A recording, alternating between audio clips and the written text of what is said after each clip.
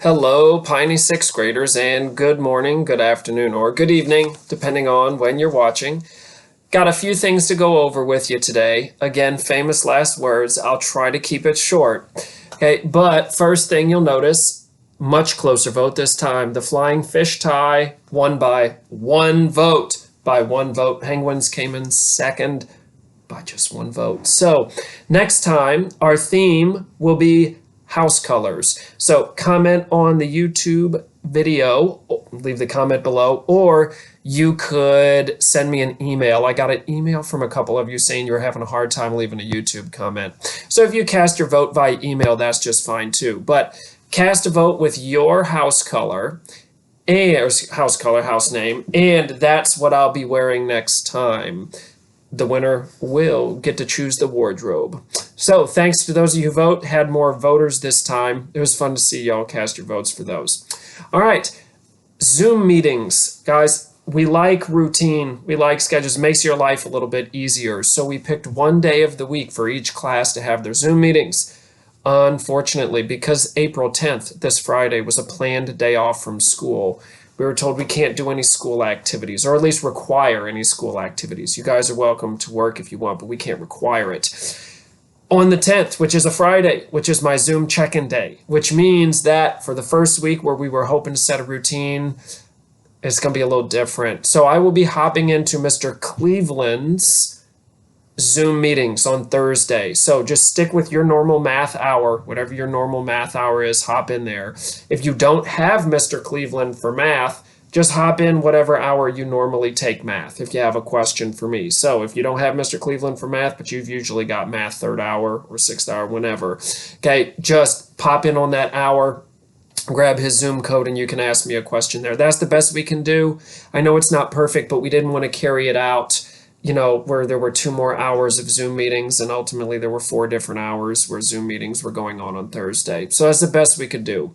All right, project turn-ins for instruments. Folks, so far, I am really excited about one thing and a little disappointed about another. Okay, I am really excited by the pictures of weather instruments that I've been seeing. The ones I've been seeing, I've had some really, really good looking instruments. Unfortunately, I am not seeing that many. Okay, I'd say I'd only gotten about 15 pictures of weather instruments from students, okay, which leaves a huge number of you who haven't. So remember, we send out emails with these packets, or you may have picked them up from school, right? And my video last time was about how to do those weather instruments. It's not too late to turn them in. I'm not saying the door is closed. What I'm saying is I really want to see them now, okay?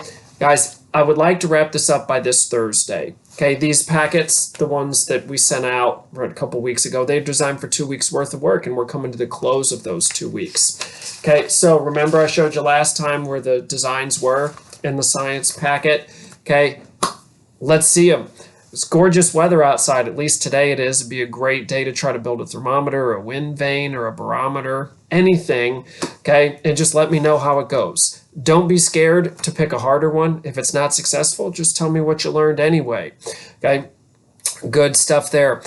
I will be emailing home if you don't send me anything, right? Just to let you know, like, to me, if you tried and it didn't work, that's one thing. But if I didn't hear from you at all on those weather instruments, I will be sending an email to your parents to say, hey, I'm a little worried they didn't try, and I'll talk more about that in a minute. Okay, as for the other thing I've had you working on, something just to chip away at a little bit at a time. Those of you who started right when I asked, you'll be noticing that your graphs are starting to come together. So remember I gave you these data tables, right? Those are the second and third pages of the packet. You fill those out, and if you've been filling them out and then, like I coached you up on Monday in that video, starting to fill out your graph, it might look something like this. Probably will not look exactly like this, because maybe you and I are checking at different times a day, that sort of thing. Maybe you missed a day, and so your data's one day off. Or if you're like me, perhaps you missed a day or checked at a different time. You tried to get there right on time and you were running late because you were watching your 6-year-old daughter. Okay, and you know, so your data may not be perfect. So don't look at mine and say, oh, my dips and dots in the... It's okay. Go with what your data says. Okay, but as it comes together, I wanted to talk to you about a few things. graphs should always be labeled. Good graphs are always labeled. And this could be a little bit confusing to label. We have talked about when you do a scientific method experiment, there's a very picky way, and you'd find that on your pink foldable, a very picky way of labeling this. We say it would say the effect of, and you'd say whatever your IV is on, whatever your DV is. Guys, here we're just taking observations, so it's actually a little bit simpler than that, which is nice. Okay, so a good sample title, if you feel stuck, well, let's see here. My title that I chose, Wind Speeds on Different Days in Wentzville, Missouri. Okay, because we had different days and we were looking at wind speeds. Okay, for temperatures, okay, I was a little more specific. If you were picky about what time, and I was real picky except for that one day I missed it. It says temperatures at approximately 10:30 a.m. on different days in Wentzville, Missouri. Okay, that would be a great title for your two graphs. If you did barometric pressure, good for you. I appreciate you picking the challenging one. You would just change it to barometric pressure rather than temperature or wind speed. Okay, now as for labels, guys, this isn't too bad. You could knock this out in maybe 30 seconds. Hey, guess what? Your x-axis is pretty much already labeled, okay? You really don't need to do anything there because you labeled the days anyway. On this axis, again, this one is not too hard either because, well, what's going up this way? Well, on this graph, it is the wind speed. I was graphing the wind speed. So I just said wind speed in miles per hour. Always say what the unit was because there are different units. Wind speed can be measured in feet per second, kilometers per hour, miles per hour. So say whatever your unit was, and that's what I did here. Now, as for how much you should have, guys, if you graphed every day starting on Monday, right, last Monday up till tomorrow, Thursday, well, there's 5 days the first week and then 4 days the second week because we're off that Friday. That's 9 days total. To me, that's done. Some of you asked like, well, hey, I did it on the weekend. Is that okay? Awesome if you've got those extra points. If you don't, great. It's fine. Here's the thing though. Even if you only have 3 or 4 points, guys, I really would like to wrap this assignment up at the end of this week. So I want you to send me what you've got, okay? And let me talk about how I want you to do that, okay? What I would like is for you to send me one email. Please try to make it just one email, but send me 4 pictures. Okay, so just attach 4 different pictures to the email. Okay, the first picture should be your first data chart, and mine are still blank. Okay,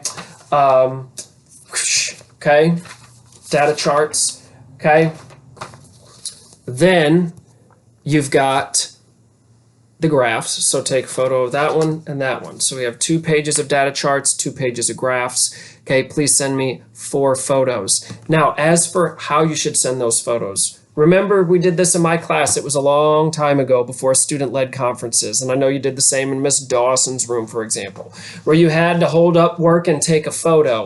Okay, and some folks, we had photos that looked like this. You're just gonna hold it up, click, done. Guys, please take it so that I'll be able to read it. I'll be able to zoom in, right, on my photo attachment. I can look close. But what I want you to really do is hold up, nice and neat, hold it steady, and then click a photo. Fill as much of the frame as you can, and I should be able to read it. Now, a tip. Guys, this is why you should always, if you're going to ask students to do something, you should at least take a quick pass-through first yourself as well. Okay? I had to go back and make my pencil marks a little bit darker to make them easier to read. Okay, I promise I'll do my best, but if you take that photo and you notice, oh wow, I can't read anything, that's really light, you could either try like shining a light on it from the front, because that will make it look darker, it'll increase the contrast, or guys, it took me no more than about a minute, top 60 seconds to just go over and write over this and write over this in pencil again. Okay, so just to wrap that up, because I know with the video going on, it's like, okay, what do you want me to do, Mr. Wire? If you haven't done a weather instrument yet, I want you to pick a weather instrument. I did ask for 2, okay, and I have had a lot of students send me 2, but I really want at least 1, guys. That's supposed to be the fun part of this, to get you building something, get you outside, okay? So send me a picture of that with a quick 2-3 sentence report on how it worked or didn't work and what you might have changed, okay? So first thing I want is a photo or 2 of your weather instrument or instruments, okay? And I would like 1 email with 4 photos, okay? 2, you have 2 pages of data tables, and you have 2 pages of graphs. So I would also like an email with 4 photos from that. All right, and I'll email you back to let you know I got them, so that way you won't have to sweat whether or not it came in. And guys, better something than nothing. If you're kind of shy or worried, oh man, I didn't get it done, send me something. Send me what you got, because it's the folks who I don't hear anything from. I'm going to be reaching out to home and say, hey, parents, I got nothing over the course of 2 weeks in science, and we really need your work. And so, folks, hey, I hope things are going well. I still miss you. I still wish I could see you. But for now, hopefully you're enjoying these videos at least a little bit, right? Hey, the flying fish won this time. Shoot me an email or a YouTube comment with your house name or color, and we'll cast those votes, and that's what I'll be wearing next time. I kept it pretty close to 10 minutes, so hopefully that counts as short in your books. Email me with questions if you got them, and I hope to get all that work from you by tomorrow, by Thursday. All right, thank you, folks.